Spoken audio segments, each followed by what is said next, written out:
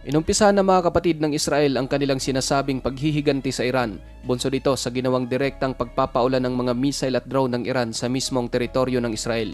There are reports coming in that Israel has now begun its highly anticipated retaliatory strikes against Iran. Now, Israel has launched a limited strike against Iran. This, of course, in response to Iran's strike on Israel over the weekend. Where Israel has reportedly began retaliatory strikes against Iran. Base sa isang opisyal ng US, nagsagawa na ng mga pag-atake ang Israel sa Iran sa kabila ito ng mga alalahanin na ang ganitong hakbang ng Israel ay maaring magtulak ng mas malalim na salungatan o conflict. Maririnig umano ang maraming mga pagsabog malapit sa isang base militar sa Isfahan, isang lungsod sa Central Iran kung saan doon nakahilera ang mga fighter jet ng mga ito. Nag-activate din umano ang mga air defense system ng Iran sa lugar na nagpabagsak ng 3 maliliit na drone. Sa naturang insidente, ang mga flight sa ilang mga lugar kabilang ang Tehran at Isfahan ay nasuspinde. Ngunit pagkalipas ng 4.5 oras, muli ring binuksan ang airspace at walang mga casualty na naiulat. Ang lokasyon kung saan makikita ang Isfahan ay isa ring lokasyon kung saan naroon ang military airbase ng Iran na pag-aari ng hukbo ng bansa at hindi ang Revolutionary Guards. Naglalaman ito ng maraming eskwadron ng F-14 Tomcat fighter aircraft. Ang Isfahan mga kapatid ay tinuturing na isang strategic o napakahalagang lungsod. Dito makikita ang ilang mahahalagang site ng Iran, kabilang ang mga military research, development facilities at military base. Ang kalapit na lungsod naman ito na Natanz ay ang lokasyon ng isa sa mga nuclear enrichment site ng Iran. Maliban sa Iran, may mga report din na mayroong nagaganap na mga pagsabog sa maraming mga military sites ng Iraq at Syria. Mayroon daw nangyaring pag-atake sa isang Syrian Army radar position. Ang nasabing pag-atake ng Israel mga kapatid ay naganap ilang oras lang pagkatapos sabihin ng Iran Foreign Minister na si Hossein Amir Abdullahian na kung ang Israel ay gagawa ng anumang aksyong militar laban sa Iran o retaliation, agad daw silang tutugon ng isang mas mataas na antas. Noong nakaraang araw, 24 oras na isinara ng Iran ang kanilang nuclear facility. Sa pangambang baka ito ang unang pupuntiryahin ng Israel kung gagawa ang mga ito ng retaliation. Ngunit sa nasabing pag-atake ngayon sa Iran, hindi naman daw tinarget ang kanilang pasilidad ng nuklear.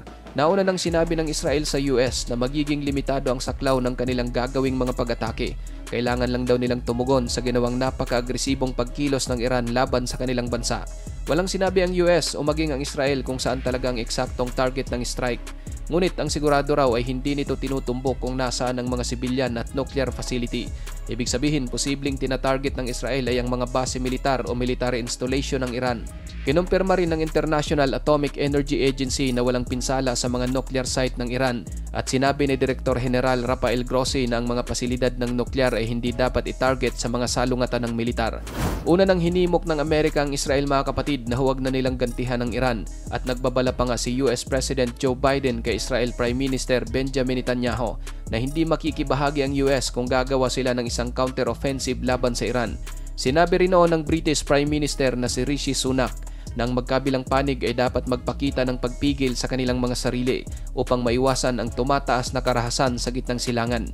Ayon din kay French President Emmanuel Macron, sisikapin ng Paris na kumbinsihin ang Israel na hindi umano ito dapat tumugon sa ginawa ng Iran. Nakipag-usap din sina US State Antony Blinken at Defense Secretary Lloyd Austin sa kanilang mga counterparts, kabilang ang Saudi Arabia, Turkey, Egypt at Jordan, na binibigyang diin ang pangangailangan na maiwasan ng escalation. Ngunit sa isang War Cabinet meeting ng Israel, iginigiit nito na talagang kinakailangan nilang gantihan ang ginawa ng Iran. Sa ilang oras na pagpupulong, naghahanap umano ng solusyon ng Israel kung paano nila gagantihan ng Iran nang hindi naglilikha ng isang all-out regional war.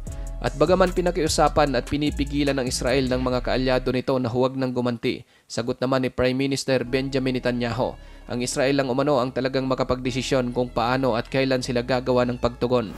Ngayon mga kapatid, bago ang pag-ataking ito ng Israel, mayroon pang isang nakakatakot na sinabi ang isang top Iranian commander.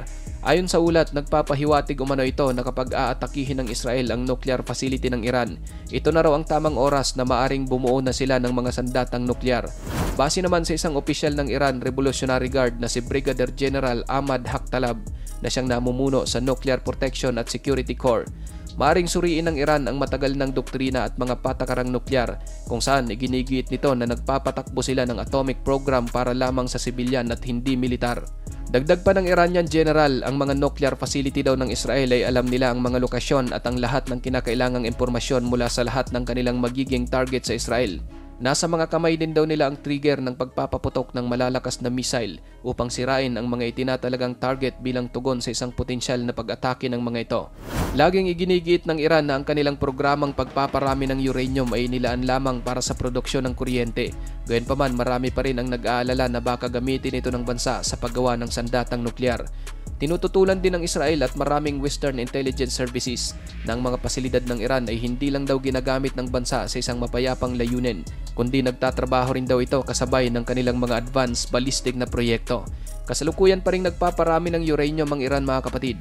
Katunayan, umaabot na ito ngayon hanggang sa 60%, isang sinasabing maikling teknikal na hakbang mula sa higit 70% pagpaparami na kinakailangan para sa isang atomic bomb. Nagtataglay din ang bansa ng sapat na fissile material para sa ilang bomba na ginagawa itong isang threshold nuclear state. Ngunit ayon sa International Atomic Energy Agency at mga intelligence assessment ng US, hindi pa nagsisimula ang Iran sa karagdagang mga hakbang na kinakailangan upang aktwal na makabuo ng bomba. Humina rin daw maging ang 2015 nuclear deal ng Iran sa world powers, kasunod ng 2018 unilateral withdrawal ng Estados Unidos, at sinabi rin ng mismong Iran na sa ngayon ay wala itong plano na ituloy ang isang nuclear weapon. Ikaw, kapatid, ano ang masasabi mo sa videong ito? Para sa iyong opinion, i-comment mo na yan sa ating comment section sa ibaba. At kung nagustuhan mo naman ang videong ito, paiwan naman ako ng like at pasubscribe na rin sa ating munting channel.